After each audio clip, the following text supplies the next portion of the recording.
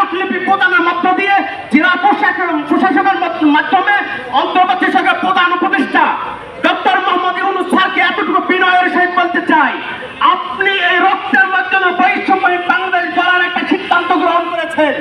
আপনাকে সেলুট জানাচ্ছি, কারণ এই আপনাকে আনতে গিয়ে আপনার অন্তর্বর্তী সরকার প্রধান হতে গিয়ে আমাদের রক্তের উপরে এখনো আপনি দাঁড়িয়ে আছেন। যদি আমাদের রক্তের উপরে দাঁড়িয়ে থেকে যদি আমাদের সঙ্গে রক্তের বেইমানি করা হয়, আজকে একটা বেইমানদা নয়, গোটা বাংলাদেশ আমরা ৮৪,০০০ জনবল একটা প্ল্যাটফর্মে দাঁড়িয়েছি। চরের ৮৪,০০০ জনবলের কণ্ঠকে এক জায়গায় কণ্ঠ নিয়ে আমরা রূপান্তরিত করেছি। আপনার এই বৈষম্য মুক্তি ইসলামিক ফাউন্ডেশন করতে গিয়ে যদি আমাদের আপনার ইসলামিক ফাউন্ডেশনের বিরুদ্ধে, যদি আপনার পরিকল্পনা মন্ত্রণালয়ের বিরুদ্ধে, অর্থ মন্ত্রণালয়ের বিরুদ্ধে যদি কবর রচনা করতে হয়, তাও করতে আমরা রাজি। কারণ আমরা যে ইসলামিক ফাউন্ডেশনকে মাধ্যমে আমরা চাকরি করেছি ৫ মাস, ঈদুল ফিতরের আমরা ঈদ বোনাস পাইনি, কিন্তু আমরা সচ্ছলতার সহিত ঈদ আমরা উপভোগ করতে পারিনি। ঈদুল আজহার সামনে আসতে তার মাত্র কয়েকদিন বাকি। যদি আমাদের ঈদুল আজহার সুখকে কেড়ে নেওয়া হয়, এই সুখের বিপরীতে দুঃখের অবসান কবর রচনা করা।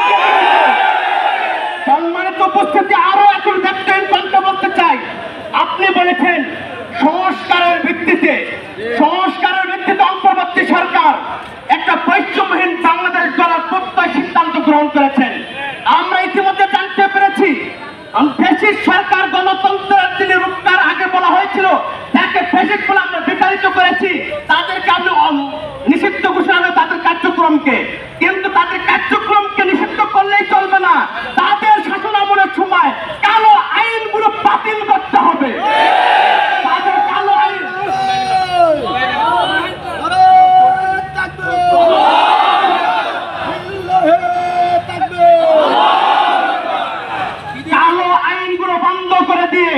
আমাদের এই যে ৮৪,০০০ জনবল এবং শিক্ষক শিক্ষা কেয়ারটেকার সহ কর্মকর্তা কর্মচারী আপনার রুটির দিকে তাকিয়ে রক্তের সঙ্গে বেইমানি না করে আমরা ২৩শে মার্চ মানববন্ধন করেছিলাম।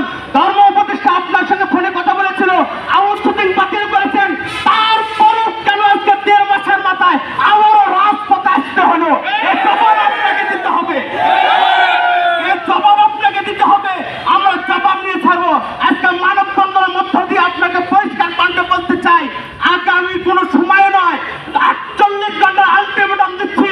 যদি আমাদেরকে নামে যে তালবাহানা চলছে, ষড়যন্ত্র চলছে, এই বেড়াজালের মুক্ত যদি না করতে পারেন, তাহলে গাইবান্ধা থেকে রোড ফর ঢাকা মন্ত্রণালয় যখন হবে, তখন আপনি এই উত্তপ্ত ৮৪,০০০ জনবলকে বাংলাদেশের এমন কোন শক্তি নেই যে এখান থেকে তাদেরকে রোধ করবে। কে রোধ করার জন্য অপশক্তি দ্বারা আসবে, তাদের হাতকে ভেঙে দিয়ে বৈষম্যহীন ইসলামিক ফাউন্ডেশন গঠন করবো। সম্মানিত উপস্থিতি, আরো দায়িত্বহীন কণ্ঠ বলতে চাই,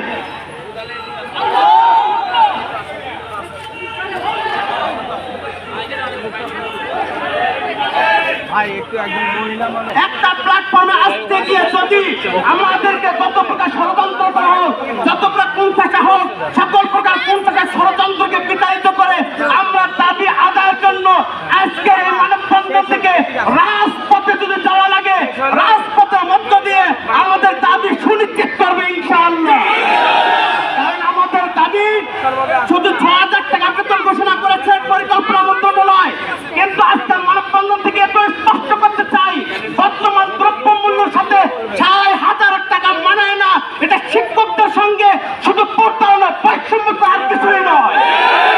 আমরা এখান থেকে বার্তা বহন করতে চাই, যদি আমাদের রাজপথ থেকে আদায় করতে হয়, তাহলে ৬,০০০ টাকায় ক্ষান্ত হব না।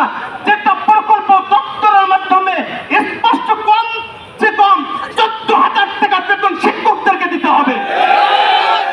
কারণ আমরা রাজপথে যেতে চাইনি।